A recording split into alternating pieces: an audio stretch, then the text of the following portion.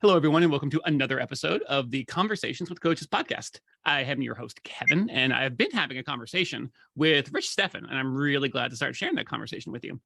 Rich helps entrepreneurial-minded business owners that are not experiencing the growth, income, or time freedom. I like this phrase, time freedom.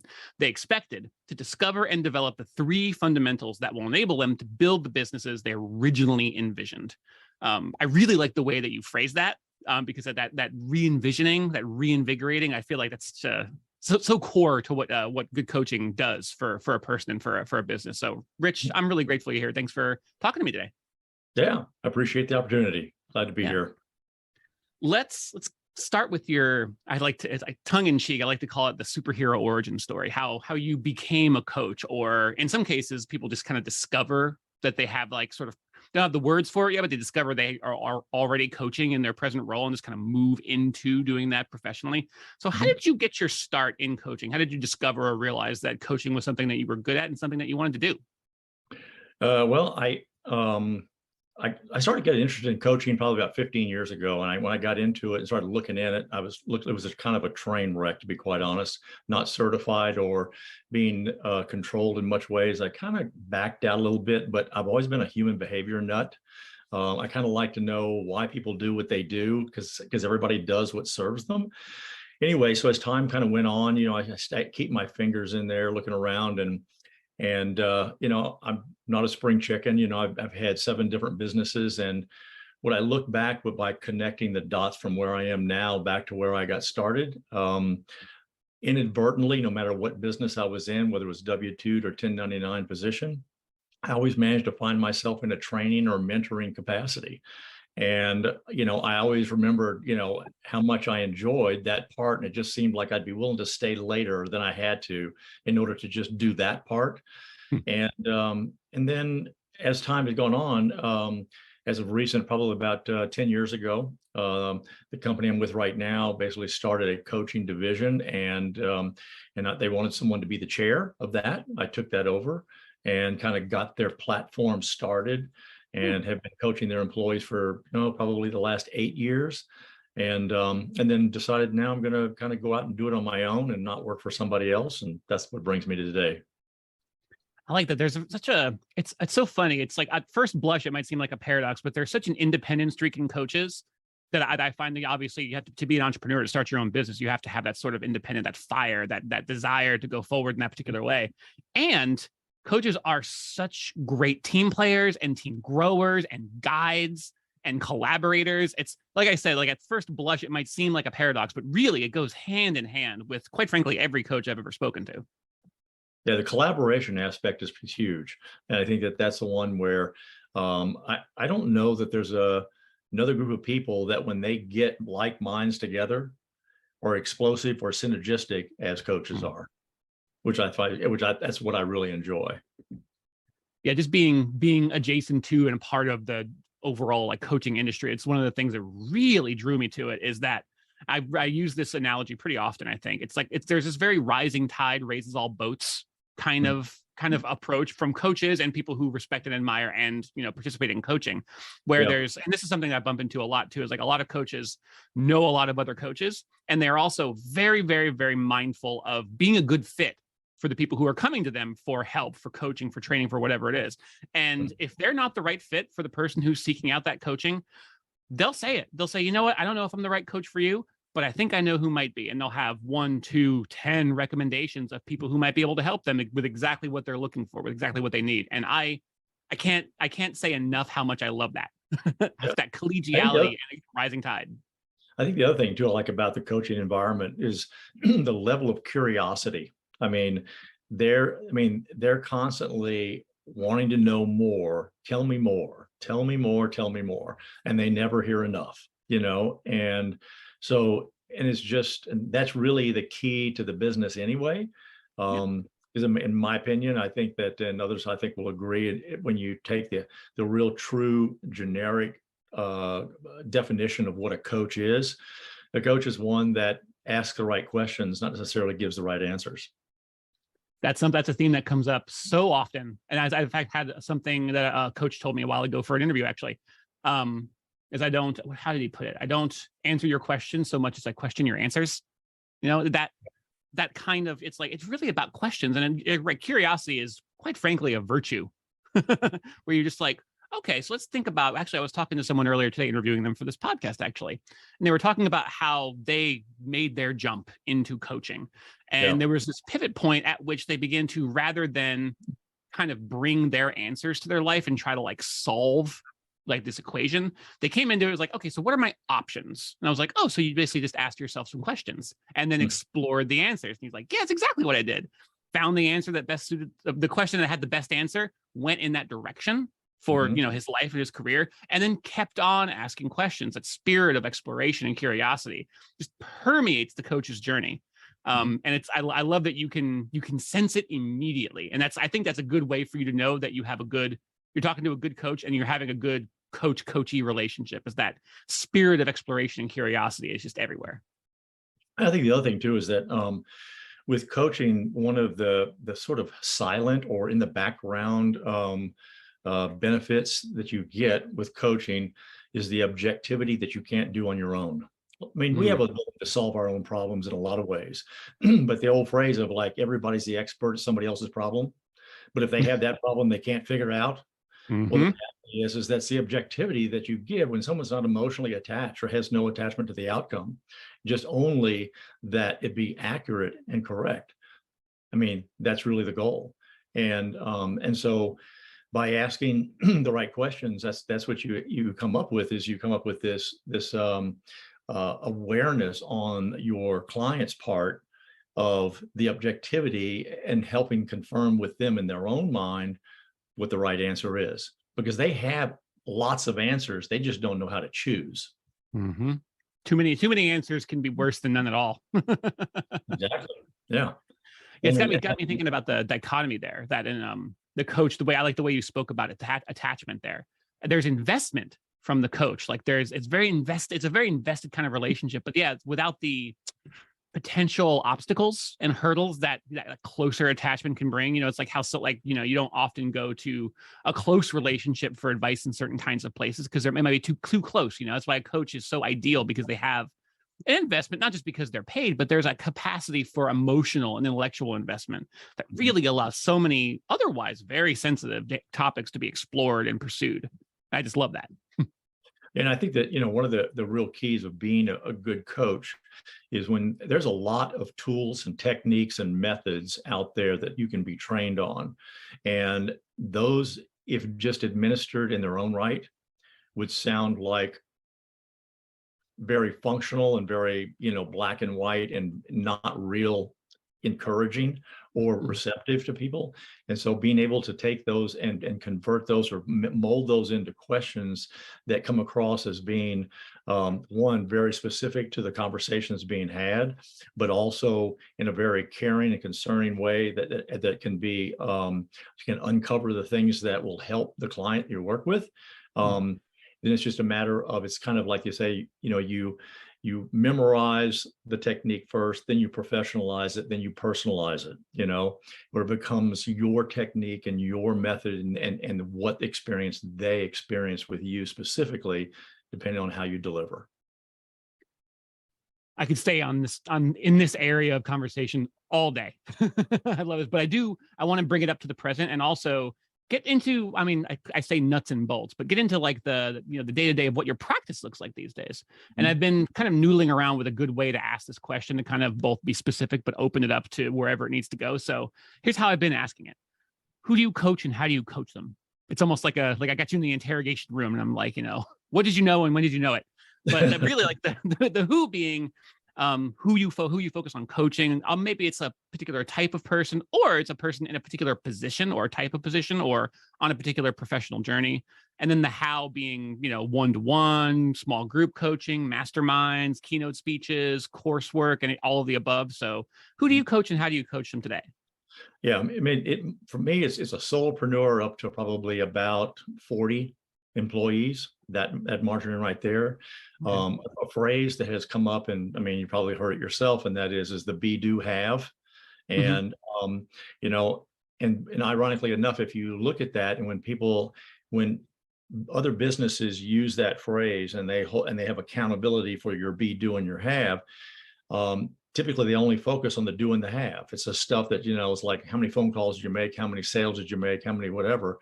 My focus is really on the be. How do you personally show up in your business? How does your business reflect who you are? Are you using all of your innate gifts that you have that you really have no control of and you couldn't give away if you wanted to? How do you capitalize on the things that you can leverage day in and day out and say, gosh, I had a great day. I feel rejuvenated versus exhausted. That's my focus. And so the idea is to be able to get business owners to be able to realize that they're the biggest asset they have in their business, and to look in the mirror. And because not only do you look in the mirror and find out what your strengths and your the areas you shouldn't be playing in, but you also, when it comes down to making selections of tools and methods and techniques that you may use and have to pay for out there, not all of them are going to be for you. And so how do you go about determining which one? Well, the clearer you have a picture of yourself, the better filter you have for filtering out what you do would work well and what you would not. And that's another piece. And so by really gaining some clarity of look in the mirror first, and then now that'll give you everything that you need, the clarity that you have, which when you have clarity, that eliminates procrastination, because procrastination is a result of lack of clarity.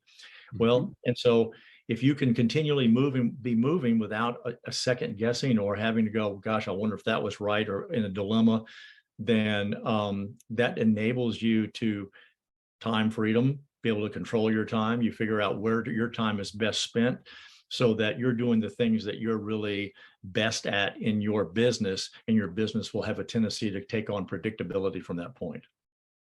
Yeah, it's there's so many different places for me to jump in and jump off there. I respond very, very strongly to that clarity as sort of a cure, if what have you, for procrastination. But because I think about procrastination a lot, because if regardless of what its inspiration is, I use inspiration loosely for the procrastination, it's such a big obstacle to, especially that kind of personal, like, self-awareness change that's just quite frankly a requirement for any growth you or your company want or need to do. And I think a lot about, like, I really like clarity position there. I thought there's a quote that has been noodling around in my brain for a little while now, ever since I first encountered it. It's the what's it? Momentum is the antidote to procrastination. And I was like, oh, because as soon as you put clarity in reference, I was like, ooh, clarity and momentum have a lot in common. They might be siblings, at the very least first cousins, because I'm thinking about that. I think I want to sit with that for a little while, and maybe I'll journal on that too. I like to explore. I like to leave those kinds of questions open, and let's see what kind of answers fall out. But I was very drawn to that part of what you had to say about clarity. Yeah, and I think that one of the things that, if someone comes to me and says, so what exactly do you coach on? If I had to have one word, it'd be clarity. And then automatically that breeds up a conversation. And clarity on what? And getting into the clarity aspect of it, it's a pretty fun exercise, actually. And people are willing to embrace it. It's an aha moment for them. It's also can be very confirming of the fact that, yeah, I mean, I've got what it takes. It's this, my struggles here of, poor cash flow, running on the treadmill, trying to keep up, trying to push the boulder uphill. I don't need to do that. And it's not because someone else has more talented than me. The reality is the people that are not going through that struggle just use more of what they have than you're using right now. So now we need to find out all of what you have to bring to the table and use all of it in your business, so that now you own your business does not own you.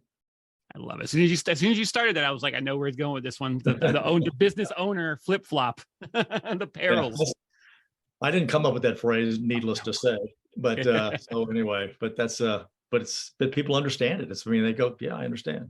I think the other thing too is that so many business owners get into business for the opportunity, and the opportunity doesn't always stay an opportunity, because market shift.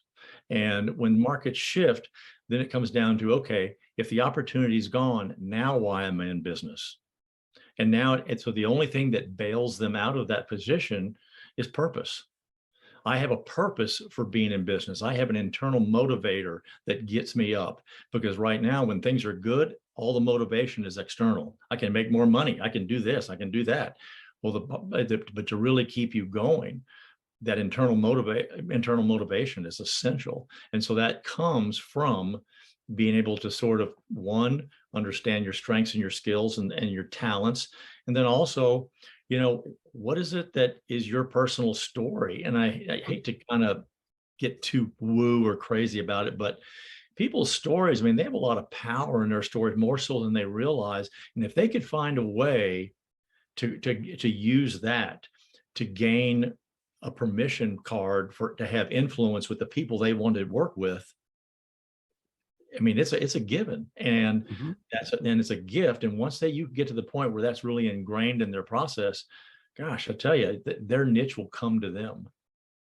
It becomes a lot more about attraction at that point. Right. People will gravitate because people sense that kind of vulnerability and availability and authenticity, all words we use to describe exactly what you're speaking about, that willingness, first an understanding of your story, right, which is kind of where that internal self-awareness work goes, and then a willingness to share it.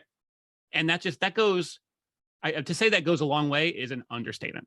And I think, and how, everybody has worked with somebody, they go, man, that's my favorite client. I would like to have a lot of favorite clients as opposed to just the one. I mean, and give them something to resonate with you that is deeply you. I mean, resonate with you, and then what you do and what you provide and the service that you give. I could do this all day. I love this. This conversation is already I warned you before I hit record that this would probably happen, because there's so many different ways we could go, but we're already past our usual scheduled time. So before I let you go, and then once I stop recording, invite you back on for a part 2 later on. Where can people, and I kind of asked this as a 2-part question as well, where can people find out more about you, just informationally learn about you, your business, what you do, how you do it? And where can people best connect with you? If you have a preferred social media, for place you like people to go to make a connection, maybe like a free strategy call that you offer, anything of that nature. Yeah, I think that at this point, LinkedIn is going to be my best source. And I'll tell you why, because I don't have a website at this point yet. Just because all the coaching I've done up to this point has pretty much been under somebody else's umbrella for the most part. And it's only been about the last 9-10 months that I've actually put myself out there as my own 1099 self-employed individual and coach. And so I'm still kind of like putting some of those other pieces, but my biggest piece right now is just getting out, talking to people, communicating, networking. I came from an era that when I built my first business, all I had was a pager. So it's like I'm used to shaking hands and talking to people. Pagers and payphones. Yeah, my gosh.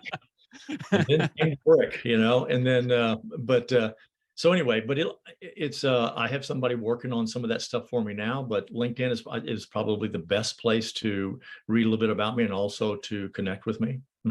Excellent. That sounds great. Yeah, I can't believe I'm saying this out loud, but I love spending time on LinkedIn.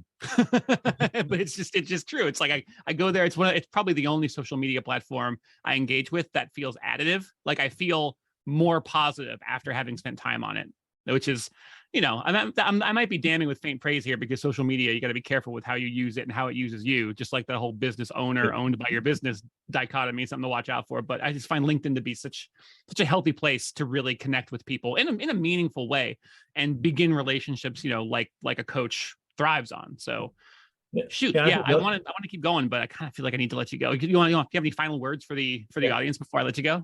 I would say just as far as like what you end up doing, when I meet with business owners, I said, wouldn't it be nice to do that every task that you had to do in your business was something you say, I want to do that versus I have to do that. That's the goal. That's the goal. And that's not an unreasonable goal. That's what people will tell themselves, that that's a pipe dream. Couldn't be further from the truth. It takes work to get there. Yeah. Objectivity, clarity.